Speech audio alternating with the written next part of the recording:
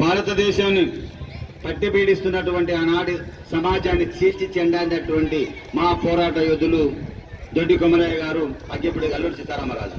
ఆనాడున్నటువంటి తెలంగాణ రైతాంగ సాయుధ పోరాటంలో ఆనాడు ఉన్నటువంటి విష్ణు రామచంద్రారెడ్డికి వ్యతిరేకంగా పోరాటం చేయనటువంటి దొడ్డి కొమరయ్య, అదేవిధంగా అగ్గిపుడి అల్లూరి సీతారామరాజు యొక్క కార్యక్రమం నిర్వహిస్తున్నాం. ఇటు కార్యక్రమాన్ని ఉద్దేశించి కవి పండితుడు భూరోజు గిరిరాజాన్ని మాట్లాడవలసిగా సాధారణంగా విజ్ఞప్తి చేస్తుంది.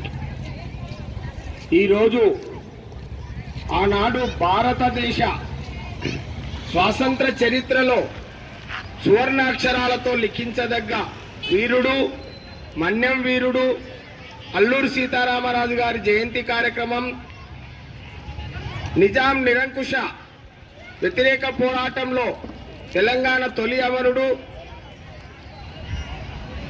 దేశ్ముఖ్లను ఎదిరించిన తొలి అమరుడు దొడ్డి కొమరయ్య గారి వర్ధంతి కార్యక్రమాన్ని నిర్వహిస్తున్న ప్రియమిత్రులు రాజారాం ప్రకాష్ సార్ గారు, మా గురుతుల్యులు మిత్రులు నాయకంటి నరసింహ శర్మ గారు, వనపర్తి ఎస్సీ/ఎస్టీ మెంటరింగ్ సభ్యుడు గంధం నాగరాజు గారు, మైనార్టీ నాయకుడు బాల్మీయ గారు, అందరికీ స్వాగతం పలుకుతూ 200 సంవత్సరాలు మన దేశాన్ని పరిపాలించిన బ్రిటిష్ వాళ్ళను ఎదుర్కొన్న మొట్టమొదటి మన తెలుగువాడు, మన్యం వీరుడు, జంగిల్ ఆఫ్ హీరో అని పిలువబడే అల్లూరి సీతారామరాజు గారి చరిత్ర భారతదేశ చరిత్రలో ఎంతో అమోఘమైనది, అనన్య సామాన్యమైనది, అద్వితీయమైనది.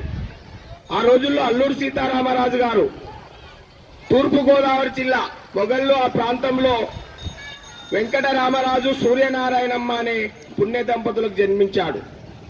అదంతా ఏజెన్సీ ఏరియా, అటవీ ప్రాంతం.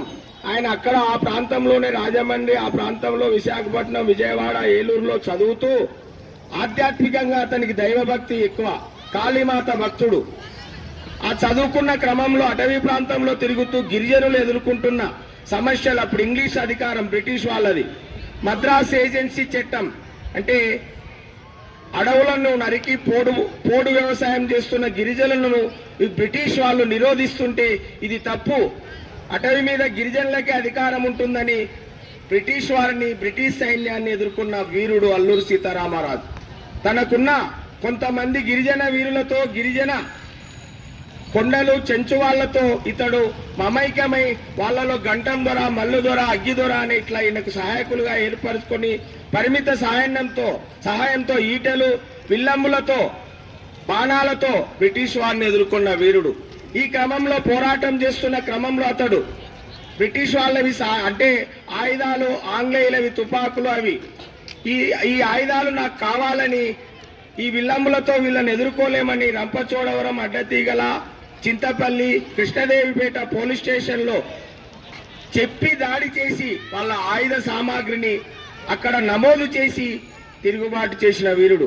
ఈ విధంగా తిరుగుబాటు చేస్తున్న క్రమంలో ఆయనకు ఆ రోజుల్లో తన నమ్మిన వాళ్ళే ఈయనను పట్టుకోవడానికి ఇంగ్లీష్ వాళ్ళు నానాక యాతనలు పడి ఎన్నో బిలియన్ల డబ్బులను ఖర్చు చేశారు. అల్లే అల్లూరి సీతారామరాజు కొరకని కొయ్యాయండి ఎట్లా అని నగదు ప్రకటించారు. ఈ నగదుకు ఆశపడి కొందరు ఇతని సమాచారాన్ని వాళ్ళకు అందిస్తే అప్పుడు అతన్ని కొయ్యూరు ప్రాంతంలో అతడు ఒక నదీ తీరంలో సూర్య నమస్కారాలు చేస్తుంటే పట్టి బంధించి కొయ్యూరు అటవీ ప్రాంతంలోనే అప్పుడున్న ఇంగ్లీష్ అధికారి రూథర్ఫర్డ్ అతన్ని కాల్చి చంపివేయడం జరుగుతుంది బ్రిటిష్ అధికారులతో. అది ఈయన 1897 జూలై 4న పుడితే 1927 మే 7న కాల్చివేయడం జరుగుతుంది. కనుక ఈ విధంగా ఆయన చరిత్ర స్వాతంత్రోద్యమ చరిత్రలో సువర్ణ అక్షరాలతో లిఖించదగు.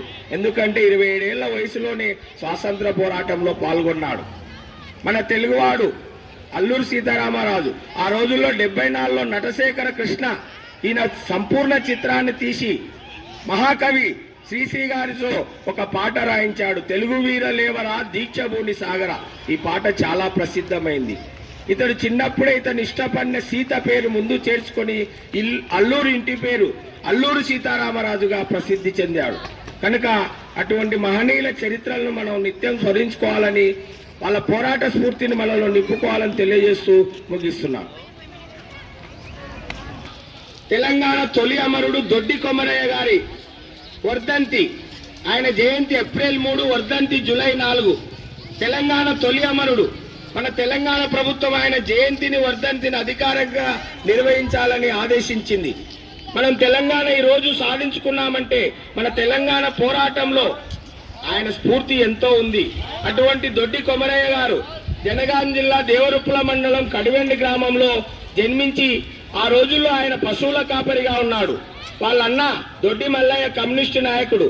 ఆ రకంగా ఆ రోజుల్లో భారతదేశానికి స్వాతంత్రం వచ్చిన ఏంట్రా ఈ విష్ణు దేశ్ముఖ్ రామచంద్రారెడ్డి వాళ్ళమ్మ జానకమ్మ ప్రజలను వడ్డీలు అంటే డబ్బులు ఇచ్చి వడ్డీలు వసూలు చేసి బానిసలుగా చూస్తుంటే ఇదన్నీ సహించలేక తిరుగుబాటు చేసిన వీరుడు దొడ్డి కొమరయ్య గారు.